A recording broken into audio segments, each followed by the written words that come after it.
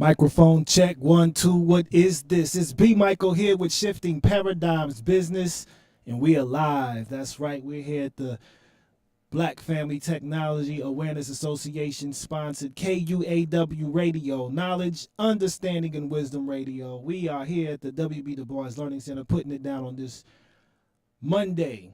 What's this? February 20th, 2023. Got a special guest here today. Gonna get to that in a brief moment, but just to let you know, Shifting Paradigms, we're all about stimulating critical thought in order to realistically redefine our narrative and positively reshape our reality through dialogue with that Kuji Chagalia, that good self-determination. And today our guest is this brother out of Yep, DFW surrounding areas, but yeah. his brother through a business opportunity that I actually took advantage of recently, and I am definitely pleased to present him to our listeners today. So if you don't mind, just take a moment to give the people a little bit about your background, what you do, Yeah, what you about, all that good stuff, so we can go ahead and get into this nice meaty conversation tonight. absolutely, absolutely. First and foremost, Michael, I appreciate you having me. It's an honor to be on here, and I love the fact that the name is Shifting Paradigms. You know that in a sense, certain areas of life people don't pay attention to that, and I think Mm-hmm. that it's cool that you're bringing awareness to shifting all paradigms. In different areas of life. So I wanted to start with that. I love being on here, and of course, the conversation we're going to talk about a little bit today is money. All things. Whether it's generational wealth, leaving a legacy, so on and so forth. So a little bit about my background. I'm born and raised Dallas, Texas, through and through. Been here my whole life. I moved around surrounding areas. There, I've been all over the metroplex, but been in Dallas my whole life. And as most people would say, I had the quote unquote hoop dreams as well. I grew up playing ball. My dad actually played in the NBA, so I kind of didn't have a choice. Early on, I played AAU, select ball, so on and so forth. But at a young age, my parents got divorced. And at that point, for me, my mind, I had a paradigm shift then, what I wanted to do and what I wanted to focus on. And at that point, it was helping my mother, whether that was bringing income into the household, kind of trying to fill that void, fill that gap of being a good example. So started working when I was 15, 16 years old. I've done fast food, retail, push carts at Costco, you name it, I've done it. And prior to getting into the financial services space, I was working for Capital One. So I worked at Capital One for about 6.5 years. And it was great. It was a good company.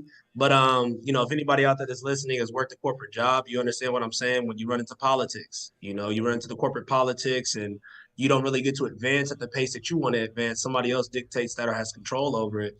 So I was looking for a different way in which I could transform my financial situation and also be a good example. When I first got introduced to the financial services business, I was 25 at the time. My first child was 1.5. I was in a committed relationship. I'm married now, but at the time we were just a committed relationship. And I was in a space where I wanted more.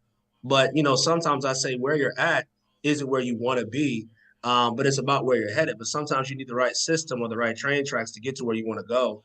And I got introduced to this industry. Now my passion is music. So I've been in the hip hop space now for about 11 years.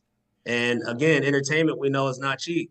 When you're trying to run it, especially being independent, you're trying to be in the entertainment business, whether that's hip hop, whatever it is, any type of creative, right? Art, you name it. You got to have capital, right? You got to have capital. So I wanted to put myself in a sense to where I could have control financially to invest back into my music, my career, whatever it is, to really help take it to a different level. So when I got introduced to the opportunity of getting into this industry, I took it. I took it and didn't look back because I believe that as a parent, two things could happen either directly or indirectly for your children. I have two now.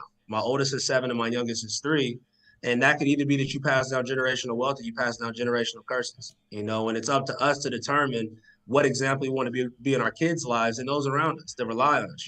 So a lot of times you have to unlearn, relearn things and put yourself in the best position possible to be able to be a success and show other people what success may look like. Although that's a different definition for other people. But I got exposed to this industry, and one thing I noticed about when it comes to making money, my people do that well, right? And I know you understand when I say my people, right? Because we're having this conversation today. But sometimes we don't focus on our money making money, right? It's just about surface level. I can make it, I can spend it, but I don't know how to have it work for me. And being financially literate is something that became very important to me. You know, it's not just about making money. I knew how to do that part, but how do I know to put my money in the right environments? How do I know to have it work for me? They say the most people put themselves in a space of active income. I go to work every day to get my check. I go to work every day to get my check. But if I don't go to work, I don't get a check.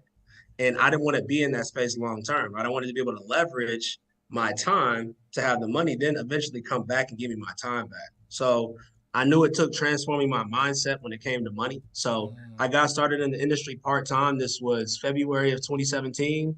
8 months later, replaced my income, left my full time job, and haven't looked back. You know, and been in this industry now alongside my wife. February 4th made 6 years. I just had my 6 year anniversary. And it's a passion in it now. It's a passion in it now because it's not just about making money. Mm-hmm. One thing my mother told me that was powerful when I was young, she said, don't chase a dollar. Help somebody see success, should be paid for life. So when you focus on the financial success of somebody else, your success is a byproduct of that, right? So that's been my focus day in and day out is how can I bring knowledge, understanding, a higher level of literacy to those around me, my people, you know, the people that are believing in me and those who maybe does not, maybe don't have a good knowledge or understanding or knowledge base of finances in general is essentially what my wife and I's mission is. Mm-hmm. And as we've connected now, it's of course another mission of ours, Michael. We've connected over the last few weeks as well. But Yeah, that's me, man. That's my background. My that's passion is powerful. music, and now a passion, a shared passion is finances, man, and making sure people have a better understanding of where to Right. put their money and how to leverage it. Right, right, man. Powerful. Thank you for sharing. I want to thank you for being here this evening, too. I know you got a busy schedule. And you mentioned something about your Oh, mother, about the lesson that you learned from her. But I want to ask you, I have four preliminary questions before we get into the financial services matter. okay. What is your earliest lesson that you learned about money? Like you had to go through this experience to be like, bam, this is what I need to know about how money works. Like, what is your earliest experience that you learned firsthand hmm about money? You know, I would say it was as a kid. You Mm-hmm. know, as a kid, you kind of get to see different discussions, conversations had, whether that's two people being at odds or simply wanting something and not being able to have the resources for it. You know, so I'm very blessed to say I had a great upbringing, right? So I'm not going to sit here and say that I struggled by any means, but I got to kind of see both sides of that scale. You know, up until my parents' divorce, two income household, everything was great, but I did see conversations of money happen.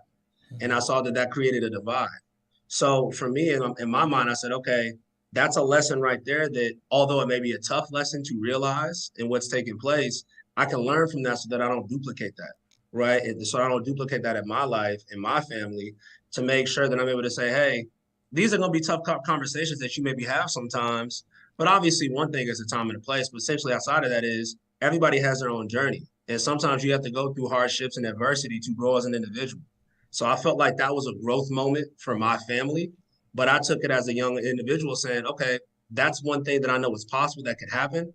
But if you make certain moves and certain financial decisions, it can be avoided, right? Or maybe not as large of a magnitude to cause more issues. So I would say my first experience was young. And then I've had some of my own, you know, in my adult life, in my working life.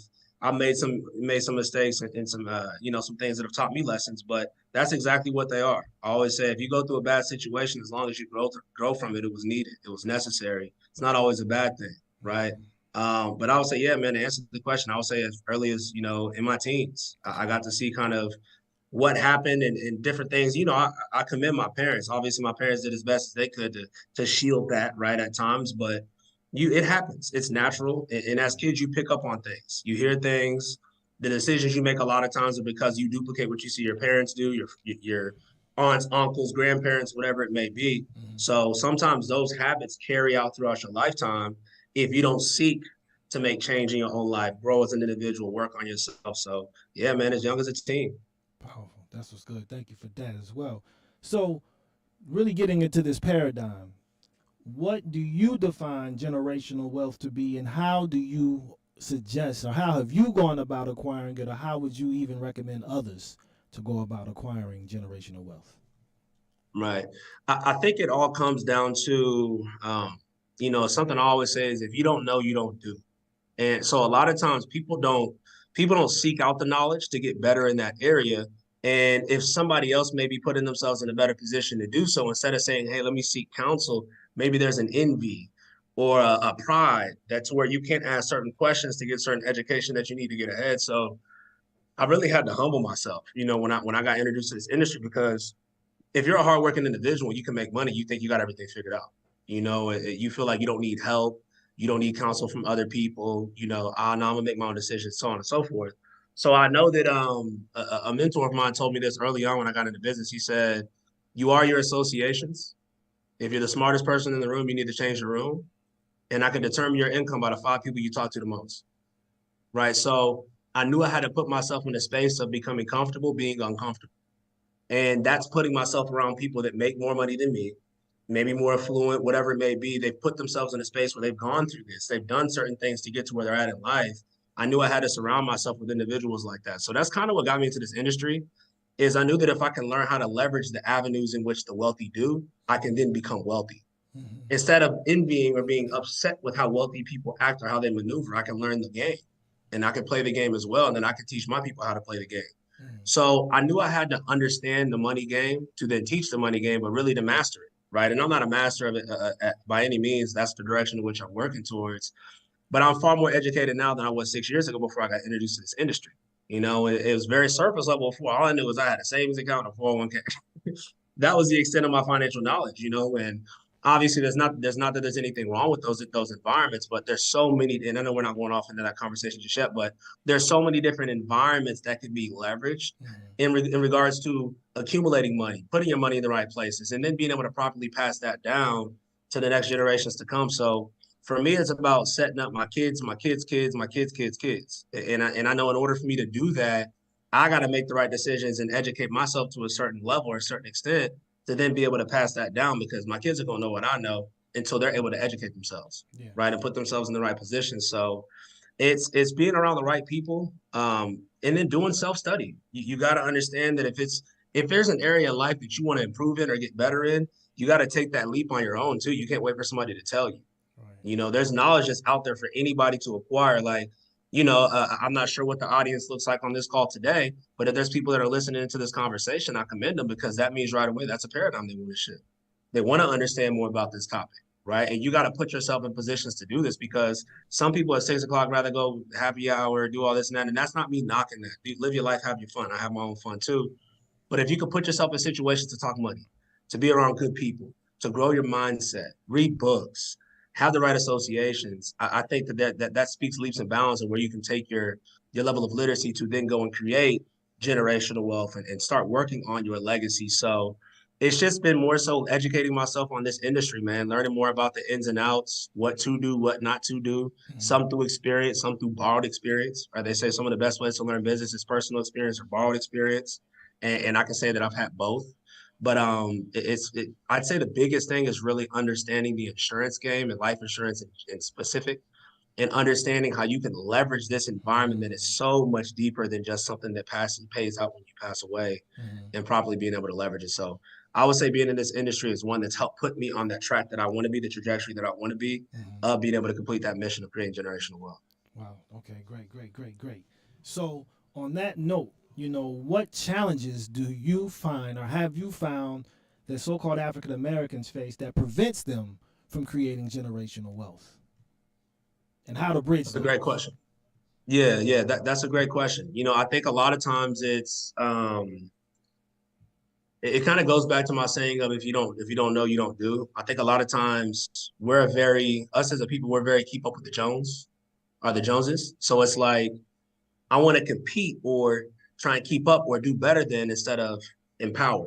Mm-hmm. It's not about I want to help my brother or my sister get better. It's more about how can I one up them? How can I win? And if we're just being honest, that's not how other races operate. So I think that if we can empower ourselves more through group, really, really hone in on group economics and empowering each other to get better and get to the next level, and working as one instead of working apart, we become more powerful as a people in general. But I would say that's one of the biggest issues is it's always a competition. It's not about helping each other get better. It's always about a competition, even with calls like this. There's not a lot of people that want to have this conversation like you and I. Instead, they want to be like, let's have them separate and compete against each other, Mm-hmm. instead of let's have it together and bring more people together, right? So, that's the issue that I would say there. Also, um, there's a large skepticism amongst our people. It's a sense of something being too good to be true because they haven't been exposed to it, or they're not knowledgeable on said topic, whatever it may be. So sometimes that leads to skepticism, which some people could look at as ignorance, but I wouldn't even say it's always ignorance. It's just a sense of, I don't know, so I'm not comfortable with it, so I don't think it's real. So that sometimes hinders us or sets us back because sometimes the thing is good. Sometimes it is real, but the limiting beliefs, the skepticism of something being something that can empower them or help their situation, they turn an eye to it. No, that's not something that can help me. That's not my thing. That's reserved for somebody else. And that's why maybe sometimes maybe individuals get ahead of us, right? Or grow. Oh, okay, cool. We moving. Okay, cool. I'll see if there's something going on with the screen, but we're Right, cool. right, right. So Change the that's essentially, background. what I was saying in that sense, is turning an eye to it, keeping up with the Joneses, trying to compete instead of empower. Uh, just simple lack of knowledge. Sometimes it comes to demographic, how old you are, your upbringing, whatever it is. So there's a lot of different things. I don't like to make excuses for people, but sometimes there's valid reasons of why people make decisions that they make. Sometimes it's your environment, what you've been, exposed to, and you haven't been able to put yourself in a space to where you can grow past that. So I would say those are some of the issues, and there's probably more than I can name, but what I just listed off is what I feel like is at the forefront of the problem. Man, powerful. Thank you for that. I want to send a shout out to She Royal, my fiance, for plugging everybody Absolutely. in. She's making some comments and also plugging people in, no doubt. Thank you for that, lady. And she actually is the one who plugged me together with you, so Right. this is how we got our connection. So that's powerful. So this leads to really It's what it awesome. is you're doing now. And I think this is a great segue question to get into what it is that you're really about. What Mm. financial strategies have you found to be most effective for building generational wealth? Man, that's a loaded question because there's a lot of different ways Mm-hmm. in which you can go about doing that, right? But it's all about it's a leverage game. You got to Mm-hmm. put your money in places where you can properly leverage because it's like the cash flow quadrant says with Robert Kiyosaki. Everybody starts out as an employee, and we want to go from an employee to self-employed, and we want to go from self-employed to a business owner. We want to go from a business owner to an To an investor. investor. Yeah. Everybody wants to be an investor. Mm-hmm. Right. Everybody does. It sounds great, right? But some people don't want to do the work that's needed to become one. And a part of that is learning the game, learning the money game, where to properly put your money, where to properly leverage it. So I think that utilizing insurance, the insurance world is something that people don't look at a lot as a sense of being able to create wealth. They think it's one dimensional, meaning life insurance only is something that's there for if I was to pass away. And although that's a very valid and huge benefit when it comes to life insurance, it's much deeper than that. It's much deeper than that. But I think it comes down to one, again, education level. What have you been exposed to? What have you been taught? What is your knowledge of insurance? Some people's knowledge of insurance stops at, hey, I have it through work. And that's great. Some people don't know that those are group plans owned by the employer that they don't own if they leave their company. So I 100% believe that max funded life insurance contracts, cash value life insurance contracts, and there's plenty of different where there's whole life, universal life, index universal life. There's so many. It's just making sure that you're properly structuring these vehicles. I think that everybody should have one of these in their portfolio. It just makes a lot of sense for not only protection, but growth. Because what are things that we want to do with our money? We want it to grow, we want it to be protected, and we want to have tax advantages. So if I can take advantage of all those environments in one area, why would not? Well, for most people, it's because of lack of education. Again, it goes back to the if you don't know, you don't do. So when you sit down with somebody and properly get educated, it completely gives you a paradigm shift on how one may view life insurance. That was me. Prior to getting into this industry, I thought it was, I kid you not, Michael, this was it. They said, hey, what is your knowledge? When I got into the industry, they said, what is your knowledge of our industry? The name says life insurance, so I imagine it means it insures my life. That was it. That was all I knew about it. But that's so surface level. By the way, that's majority of people. Right. I want to say 56 to 60% of people in our country don't even own an individual life insurance policy outside of work. So a lot of times it's just lack of education and knowledge. And what's not happening with most of our companies or our careers. When you sit down with them, HR is not giving you a thorough breakdown of how insurance works. They're not. Even most salespeople out there. I said the difference between our environment and most people are sold and told we educate. That's why people don't like salespeople or sales environment because they feel pressured. Mm-hmm. They have to pressure buy. We don't do that. When you provide value and somebody sees that you're genuinely interested in helping them get better, they then want to purchase because they see value and they trust you. People don't care about how good you talk. If you don't have their needs at the forefront of what you're your situation, what you're trying to accomplish, people don't really care about that.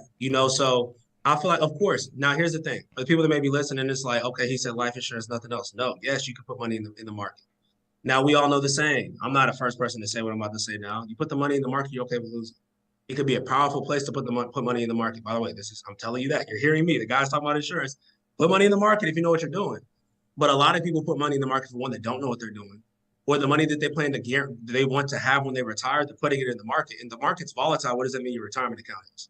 Volatile. It's Yep. volatile. It fluctuates. So you put money where you know where it's going to operate and how it's going to operate for Right. you. Why would you not want to put it in an environment that can give you guarantees, tax advantages, growth, security, and benefits if you were to become sick or have a bad accident? Mm-hmm. So I think it's a very powerful element of being able to for somebody to have protection and peace of mind for their family, but also to have the ability to create wealth and then being able to leverage that money if these accounts are properly structured and set up. Mm-hmm. So that's one environment. And obviously, I have different friends that they do real estate, that are in the stock market game, all kinds of different environments where you can invest your money. And obviously, that's not my area of expertise, although I do know those areas.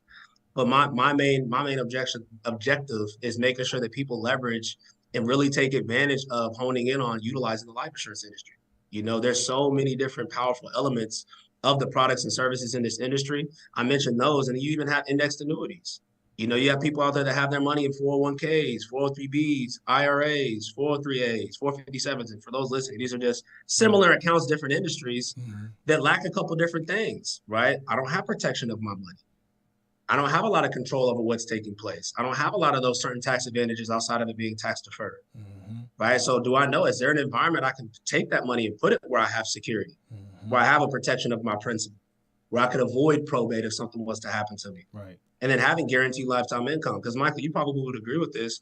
What do you think is one of the biggest concerns about somebody who retires?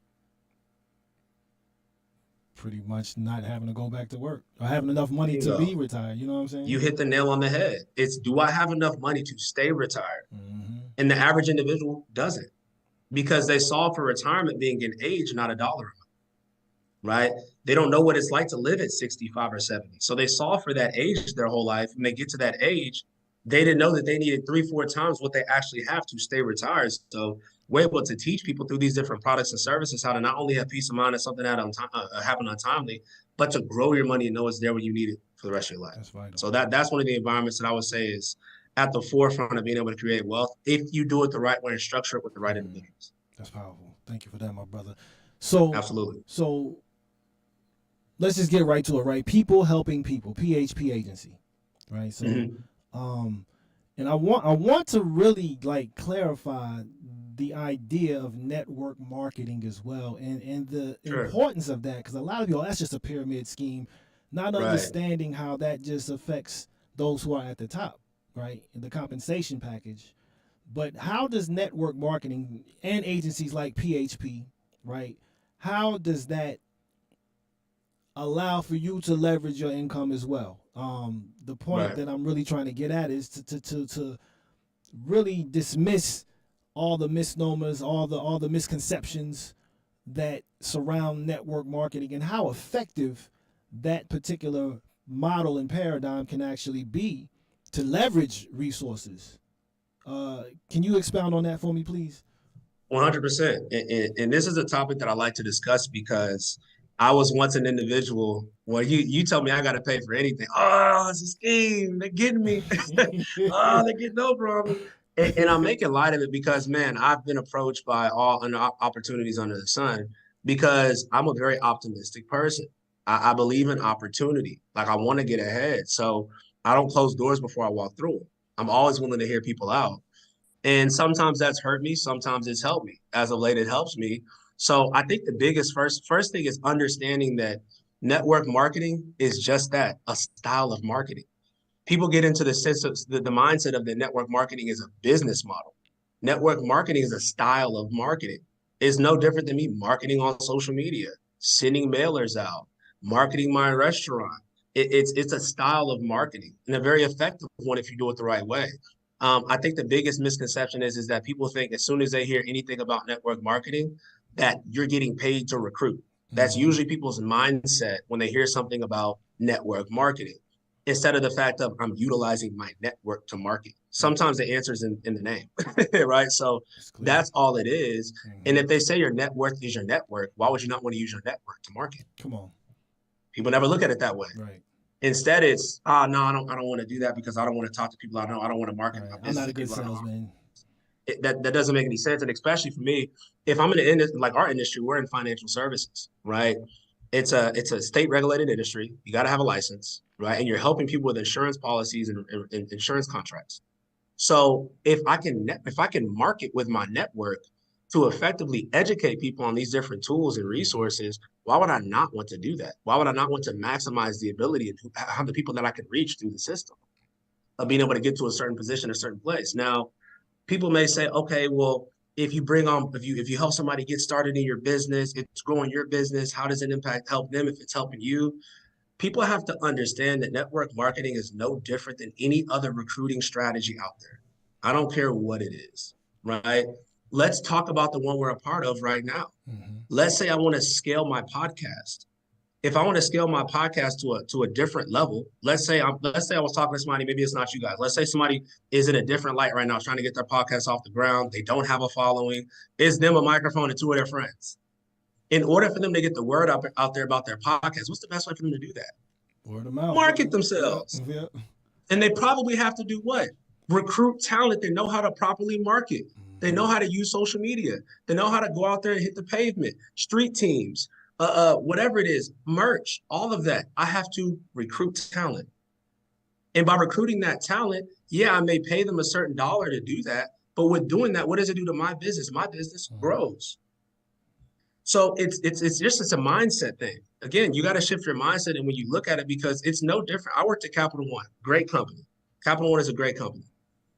But when I'm there, I get started very entry level. When I got started at Capital One, it was 2011. They brought me in at $12.50 an hour. When I left Capital One, I was getting paid $27 an hour. Not bad, right? But that took me 6.5 years to get there.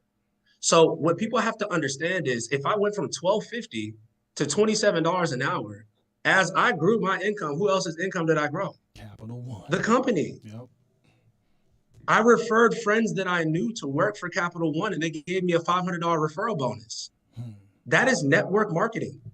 Simple. Because I used my network to market for them. I said, hey, Capital One is a great company. You should go interview with them. I then brought somebody else to the company of Capital One to help them grow their business, which brings them more money, and they paid me a bonus to do so. Does that make sense? That does, yeah. But then at that point, the difference is in a corporate model, you can never then be the said CEO of that model. Exactly. So it doesn't give you an equal opportunity like network marketing does, because network marketing gives you the ability to be the corporate model. Yep. But at the same time, you're not limiting anybody else, because if somebody's hungrier than you, they don't have to wait for you to perform. They can go perform because they dictate and control their business. So that's how I viewed it in my scope. I never had a problem with building a business, using other people to build a business, because it's not using people, it's utilizing other people's skill sets to grow a business. That is business in general. You eventually want to build a system that allows you to remove yourself from it and you still get paid. Right? You ever hear people talking about, I want the mailbox money, I want money, I want to get paid in my sleep. Right. But then all they ever want to do is work for somebody else. That's never going to happen with that philosophy. Right. You can't say you want that and then be afraid to be in business yourself. Right. Like it's that the mindset doesn't work. So I had to read a lot of books. I had to do a lot of self-study and not just asking people, hey, what was your bad experience with network marketing? No. I had to go get my own understanding of how the model can be efficient and effective for me. And I suggest that everybody do that. A lot of people have hearsay. They hear the opinions of other people and how they may have experienced the industry or the model instead of going and doing their own homework, in real homework. How could this industry be profitable for me? What are some of the success stories in this industry? You know what most people do? Is network marketing a scale. You go looking for negative, what are you going to find? You're gonna find it. You know what I mean? So when I want to educate myself, I don't go looking for negativity because I don't want negativity in my mind. But people remain in a negative state because they seek negative, they have a negative interest. And when you seek more negativity into your life, you become a negative person. So I had a positive outlook on the business model because I looked for the good. I looked for the bad too, because you got to have both. You gotta weigh it, but some people just look for the bad. Right. And they never understand the power of the good. So For me, I think that I like the power of leadership. Here's the thing, too. A lot of people don't have the energy or commitment to be in this kind of model because it takes a lot of leadership. You have to be a good example. You have to pour into people. You got to be willing to have those conversations day and night. You have to empower people. You have to hold people accountable. You got to take their goals and make them your goals, right? You have to be willing to do those different things. One last comment I'll make on this part is let's talk New Year's resolutions. One of people's biggest issues with New Year's resolutions is they have the same resolutions every year because of who's in their corner. There's a lack of accountability. Right. In most business, in our model of network marketing and having individuals that are taking time to voluntarily help you grow a business, there's a lot of focus on what are your goals? What do you want to accomplish? Hey, I want to retire my mom. I want to build a business. I want to open a restaurant. I want to open a hotel. Great. 90% of the time when you tell your friends and family that, we got you, John, yes, you got it. You're going to get after it. But year after year, you don't get closer to that. And they just keep saying, you got it. It's okay. Instead of telling you, you know why you're not getting closer to getting that restaurant open? Because you sleep in every day. You know why you're not getting closer to retiring your parents? Because instead of staying until 10 o'clock at night, you went home at 7. You decided to go out on Saturday instead of staying at the office and putting work in. You decided to this, but that's uncomfortable. And people think, oh, you don't care about me. You're being mean. No, I do care about you. That's why I'm telling you the truth. Exactly. I'm giving you the real. Yep. If somebody isn't willing to tell you like it is, run far away because they don't really care about you getting better and growing. So if nothing else, outside of the fact that you can make money and it's a great element of how to market, it's done a lot for my mentality of how I operate. Yeah. Right. Because you have to grow yourself as a leader. You have to grow your certain skill sets of running and managing a team to be able to properly do so. You know, and they say everything rises and falls on leadership. So if you're not willing to work on yourself and become a strong sense of what it is to be a leader, especially in the marketplace, it's going to be hard for you to do anything. So I think the biggest thing is people have to get past the fact that when they hear network marketing, they think something is a scheme or a scam. Right. Remove that from your mindset. Right. Be willing to say, okay, what are they doing? What's the product and service? Is it scalable? Is it something that I believe in? Is it good people, good environment, good company? Okay, cool. I can understand that there's going to be bad and good apples, but do I have a fair opportunity to get involved with this organization, to build a business for myself, and to help empower those that maybe come behind me and help a lot of people with the product and service that I utilize? What's wrong with that? If all those check marks are there, what's the issue? But most people never get to that point because they limit their thinking to, oh, I heard network marketing, I'm running. Right. Instead of doing my education on what are they marketing to their network. Exactly. Okay, insurance and retirement. I believe in that. That's important. I want to protect my loved ones if something happens to me untimely. I want to make sure my money is protected so I have it when I'm there. And I can have guarantees and not have to hope that I can stay retired when I retire. That's important to me. You mean to tell me you could teach me how to build a business to then take that and help blow that out to a different magnitude to the marketplace and help a lot of people financially? Okay, I'm listening. Versus maybe people hear something about, maybe it's protein shakes, or maybe it's workout stuff. Maybe it's energy or whatever. If it's not your thing and you don't feel like it's for you, then just move around. But that doesn't mean that the model or the industry or the style of marketing doesn't work. Maybe it's just what you were trying to market didn't work well with what you believe in and what you were trying to accomplish. So that's the response that I would give in regards to network marketing. That's rich. And people also need to understand that network marketing and multi-level marketing are two different things. I don't think people understand that either. MLM, multi-level marketing and network marketing are two different things. That's deep. That's deep. You know, so sometimes people combine the two. There are companies or business models to where it's like, I recruit you, I get paid, I don't have to provide you value. I make money by just getting you involved. I could be selling peanuts or cookies. It doesn't matter what it is, but if I got you on board, I got paid. Yeah. I'm no shots to people who are in those types of models. I'm not saying anything negatively about it. That may not be my thing. Right. Because I don't want to bring somebody on board to do something. You know what I mean? But you have to understand that it's like, if you believe in something and you want to help somebody get ahead financially, 100% I want to bring on board as many people as possible because I believe in the crusade. I believe in the vision of what I'm doing. Yeah. But if I don't believe in it, I can understand the bad taste that people may get. No doubt. And network marketing, from what I've read, Tony Brown has a book called Empower the People. If you haven't checked that out, I definitely recommend people check that out. But he just talks about the power of network marketing and collective economics, cooperative economics, collective work and responsibility. Once we understand that, we can cleanse our whole economy. We can have our own economy. And that's why I want to really, because I know your time is limited. Why PHP and why life insurance? So just wrap up with that there, because I know you got to get ready to go. Why Absolutely. PHP agency and why life insurance? And I'll answer them together. Great question there, Michael. I was told four things to focus on when it comes to opportunity, right? Number one is you want to choose the right industry. So for me, what do they say? The three elements that make the most sense is one, you want to pay attention to timing of the industry. Then you want to pay attention to supply and demand. Is there a large demand for something that you could supply at the right time, right? So when you look at the industry, this is a $140 trillion industry and growing, meaning it's the most profitable industry to be a part of. So to me, it made sense. It's an industry where the amount of agents is declining, but the need is increasing, which means I tell people when you're thinking of opportunity, do you want to get involved with a company where there's more competition, less inventory, or less competition, more inventory? Yo, More inventory. come on. I want to be able to help more people, but be able to scale my income with there being less competition. So the first one for me that made sense was the industry is profitable. That doesn't mean I'm doing this 30 years from now, but I know that it's a profitable industry and I can take advantage of the timing right now. So that's number one. The second one is platform. Once you choose the right industry, you then need to choose the right company or platform within that industry. I've been approached, had conversations with all the companies all under the sun. I don't have anything negative to say about different companies out there in our industry. People just do things differently, simple and plain.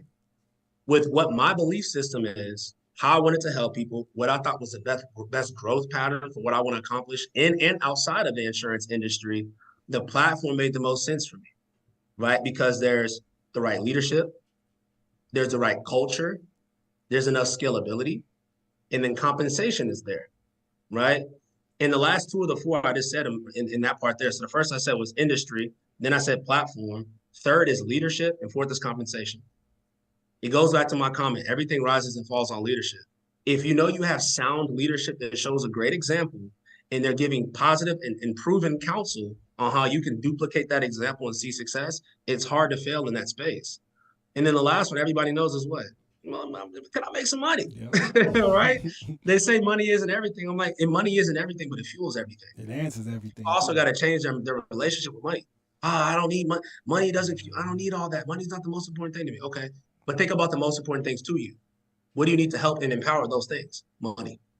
Giving to charity, money. Taking care of your family, money. Fixing your car, money. Paying your bills, money. Somebody gets sick, money. I can go on and on, It answers right? everything. So money is the resource that is needed. Yes, sir. So why not put myself in a space to maximize how much money I can make at the right time with the right people, right platform to be able to then go out there and make change. So that was why I would say was PHP was the right platform for me. It's the fastest growing field marketing organization in the country. One of the best opportunities in a sense of scalability, where I can go out there, I can get equity ownership in a company. I can scale my income. I can run my own agency, right? Those were things that I was looking for. And while I chose the insurance industry, I'll be honest with you, I didn't wake up one day and say, yeah, I want to do life insurance. No, I'm a rapper. I'm a hip hop artist, right? But at the same time, I understood why do I go to Capital One every day? A paycheck. That's Right. it. Yep. And so when people think about saying, that industry is not for me, that's not my passion. Is the place you clock in and out of work every day your passion? Nope. Or Most do you do it times for it's a not. check? You do it for a check most of the time, Yeah. right? So I then at first it was money. Okay, it's a profitable industry. But then the second thing was I can empower a lot of people. You know the saying, you can lead a horse to water, you can't force them to drink it. I agree with that, but at the same time, I say I can lead enough horses to water. Somebody's gonna end up drinking. And if they do, they can then help somebody else do the same thing, and they can help somebody else do the same thing. And that goes back to the way we started this conversation, bringing people together versus trying to compete. That's now my mission and my focus. How can I empower my brothers and sisters to go out there and be stronger financially, Mm-hmm. make the right financial decisions, empower themselves, be able to put their family in the right financial situation so that we can stop that hurt for generations to come? Somebody has to be willing to make that change and take that head on. So that's why I fell in love with the industry outside of I have other things that I want to accomplish in life 100%. But I fell in love with the industry because there's a lot of people that lack the education that need it, that need the right people in their corner to be able to help them with accomplishing that. And I feel that if you find the right platform, the right people, right? For those who are listening, that are the business owners, you probably know this name. Our CEO and founder's name is Pastor Bet David. I mean, if you just think about it, this is the most followed individual on YouTube. He has a channel called Valuetainment. So for me, I worked at Capital One for 6.5 years. I never shook my CEO's hand once, and I was a top performer every single year. Within my first 6 months of being in PHP, I had 3 to 4 different conversations with somebody who's a deca millionaire. He doesn't need to take time to talk to me, but he wants to empower me to say, don't look at my life like you can't have it. You can define your own, but I'm going to show you that it's possible. I believe you can do it. But let me show you how you can go do it. That's leadership. So I found the right leadership, the right examples to follow. Mm-hmm. Then I saw, okay, I can make a lot of money doing this, and it's a noble cause because you're helping somebody get ahead financially, and the rest was history. That's good. That's rich. That's rich. And life insurance is what everybody needs. You got people using what's that? GoFundMe GoFundMe. during those, Yep. terrible instances of transition. Like that's not effective, Right. right? Yep. Everybody's in need of life insurance. Absolutely. And then when you find a way to leverage it to create and build income, come on, like it's just a no brainer in ways that just make sense. And we just have You to just really start to inspired. understand You just it. inspired a thought, Michael. I tell people there's 3 life-changing events: passing away untimely, living and not being able to work due to accident, illness, or disability, and then living a long life. Life insurance can solve all 3. Something happens to me untimely, I don't get life insurance for me. I get it for who I leave behind. Mm-hmm. If I can't work due to accident, illness, or disability, I still need to be able to pay my bills. The reason why people struggle financially and the main cause of bankruptcy in America is medical bills is because when something tragic happens, they have no funds. Nope. They have to have somebody else go pick up work. They have to put up GoFundMe, whatever it may be. And then the last one is if I live a long life, I need money. I tell people all the time, your bills don't forgive you because you get older. They still need to be taken care of. So if I could accomplish 3 different life-changing events while then also being able to utilize the environment to create wealth for my family and myself, why would I not take advantage of having that in my life? It's simple. So you hit the It's nail really on the head simple. with everybody needing it. Absolutely. Yeah. Yeah, and that's how most of the wealthy families have built their fortunes off of life insurance policies. When you look at it, they left 100%. inheritances to their descendants that set them ahead. And so, hey, Yep. and this is why as African Americans we got to start understanding this, and really put these powerful tools in place so that we can, leave our descendants with legacies as opposed to debts. So Exactly. man, that's powerful. Powerful. That's powerful. Yep. So I want to thank you for, taking the time to appear on Shifting Paradigms, Brother Nick Bryant. Let the people know how they can get in contact with you, my guy.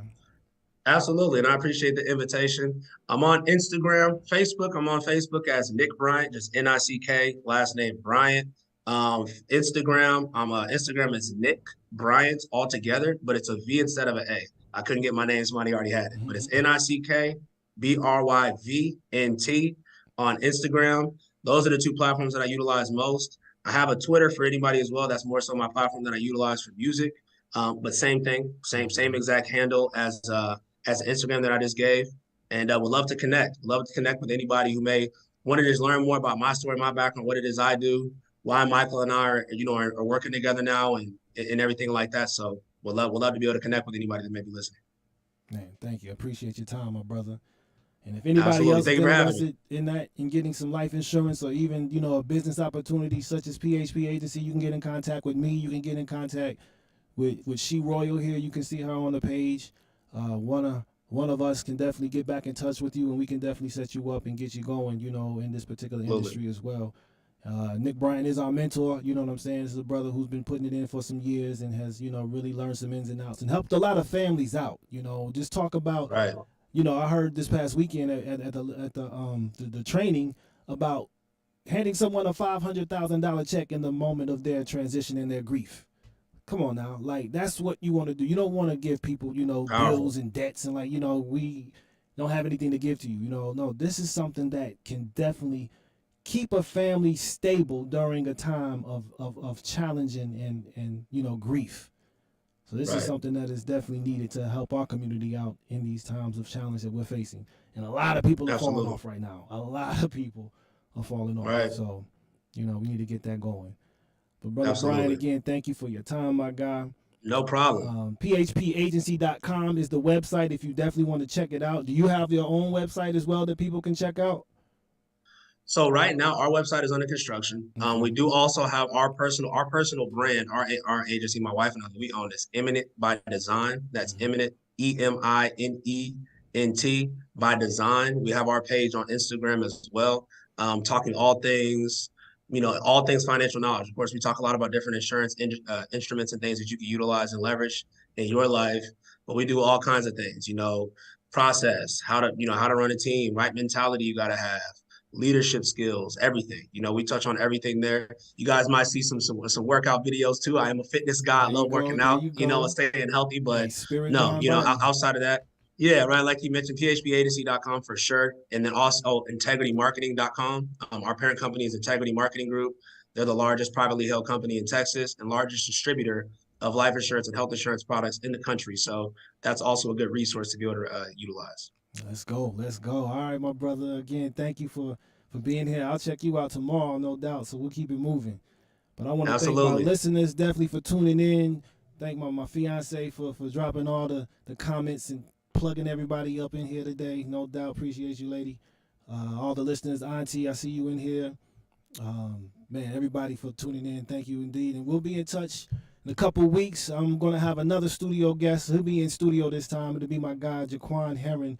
And we're going to be talking about what he's got going on with his recent app and also his comic book line. So he's doing a lot of things entrepreneurially as well. And we're just going to transition to get some more personalities up here on Shifting Paradigm. If anybody's interested in getting on the show, definitely hit me up, inbox me here. We can go forward from there. But I want to thank BFTAA for holding this down, keeping it up, and KUAW Radio for providing this platform for individuals such as myself. Tune in. We got another show coming in here at 7 o'clock. What's the name of the show? Smart Money. Hey, what a transition for Smart Money. So they're going to be going in some more about this financial matter. But this is B. Michael here with Shifting Paradigms. I want to thank you all for tuning in. Signing off. Peace and power. Shalom, shalom.